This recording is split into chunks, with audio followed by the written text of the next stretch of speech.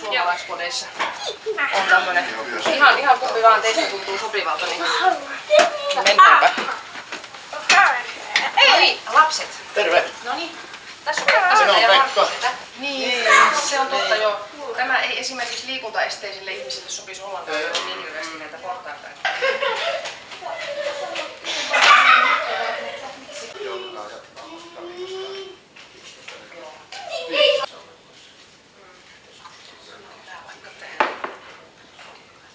Työtään eikä istu jossakin muualla, me istutaan tässä pöydässä. Olkaa hyvät siihen ihan mihin tahansa paikalle. Niin se liittyy siihen, että joo, kiitos.